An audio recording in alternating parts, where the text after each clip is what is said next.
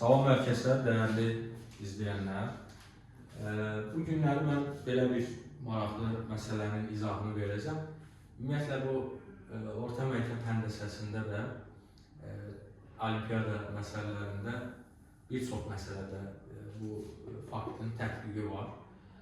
Məsələ nədir? Bizə ABC üçbucağı verilib. Burada demək daxili bucağın AK, CM, B-nin tənbölənləri çəkilir. Sonra MK düz xətti ilə AC düz xətti L nöqtəsində bu şəkildə gördüyünüz kimi kəsirlər.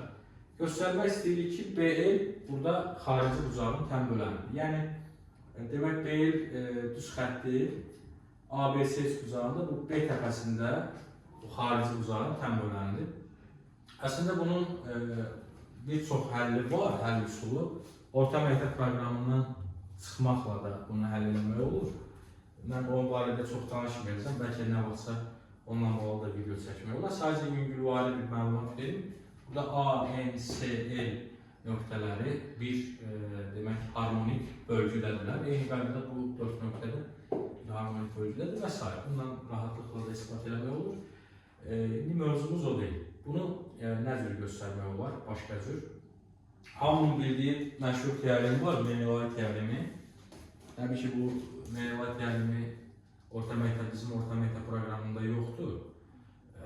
Onsuz da nə yaxşı şey varsa bizdə yoxdur. Amma məşhur olduğuna görə də yəqin ki, düşünürəm çoxunun məlumatı var teoremi ilə bağlı. Burada sadəcə olaraq mən ayrı bir şəkildə bunu göstərim. Demək, bu şəkildə bizdə məsəl üçün burada A, B, C üçbucaqdır. Bir də bu AC tərəf üzərində bir L nöqtəsi var. Bu L, M kəsəni var. AB-ni M-də kəsir, BC-ni də K-da kəsir. Bu Menelay teoreminə görə biz burada yaza bilərik. Demək, buradan başlayırıq. LC-nin L-A-ya nisbəti, L-A-ya nisbəti vurulsun. AM-in MB-yə nisbəti, MB-yə vurulsun. BK-nın CK-yə nisbəti. Bu, demək, bərabərdir bilir. Bu məşhur teoremi deyə düşünürəm ki, hamının məlumatı var bu teoremi. Burada maraqlı olan nədir? Maraqlı olan odur ki, burada A-ın bölünsün NB nisbəti, diqqətlə baxanda A-ın bölünsün NB nisbəti, bu daxili bucağın tənböləninin xassəsinə görə A-ın demək, NB-yə nisbəti CA-nın CB-yə nisbətinə bərabərdir. Onun yerinə yazaraq. Demək, yazaraq. LC bölünsün LA vurulsun. Demək, yazacaq AC bölünsün, demək BC. AC bölünsün BC vurulsun. Eyni qaydada burada BK və SK var. BK bölünsün SK yenə də daxili bucağın tənbölən xassəsinə görə BK-nın demək SK-yə nisbəti bərabər AB-nin AC-yə nisbəti. Onu da yazaq. AB-nin AC-yə nisbəti bərabərdir 1. Aydındır, burada AC-lər sadələşir və alırıq ki, LC bölü LA bərabərdir.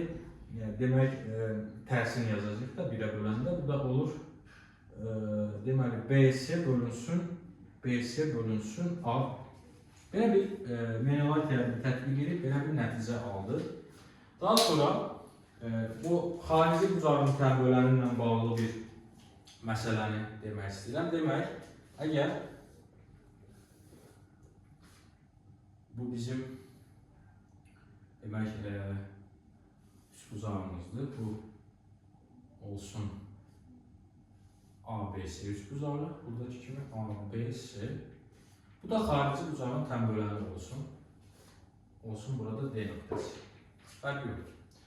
Demək, burada nəyi bilmək? Ya da L yazın. Qarışıqlıq olmaz. Burada nəyə bilmək lazımdır? Deməli, xarici bucağın tənböləni ilə bağlı, eyni qaydada bu daxili bucağın tənböləni ilə bağlı olduğu kimi bir qayda var. Bu qaydanı göstərə bilərəm, çox vaxtımızı almayacaq olsa. C-dən paralel çəksən AB tərəfinə, onda bu paralelliyə görə daxili çarpaz bucaqlar bərabər demək bu alfadır. O halda bu üçbucaq bərabər yanlı üçbucaqdır. Bu bərabər yanlı üçbucaqdır. bu tərəf bir-birinə bərabərdir. Daha sonra oxşarlığı tətbiq etsək, burada alarıq ki, LC-nin L-aya nisbəti bərabərdir. Demək, bu olsun məsəl üçün Y nöqtəsi, SY-nin demək A-B-yə nisbəti paralelliyə görə, amma digər tərəfdə SY də aldı ki, demək BC-yə bərabərdir, onda BC-nin A-B-yə nisbəti. BC-nin A-B-yə nisbətinə bərabərdir. Aha, bu faktı da aldı. İndi diqqətlə baxsaq əgər, bunlar bir eyni şeydir. Eyni nəticədir, baxın. LC bölək L-A bərabərdir BC bölək AB, hansı ki Menelay təbirini tətbiq eləmişdik. Burada da xarici bucağın təm böləninin xassəsindən istifadə elədik. İndi mən onu həm də göstərdim, bunu aldıq yenə də. LC bölək L-A bərabərdir BC bölək demək AB. Onda aydındır ki, BL sən demə xarici bucağın təm bölənidir.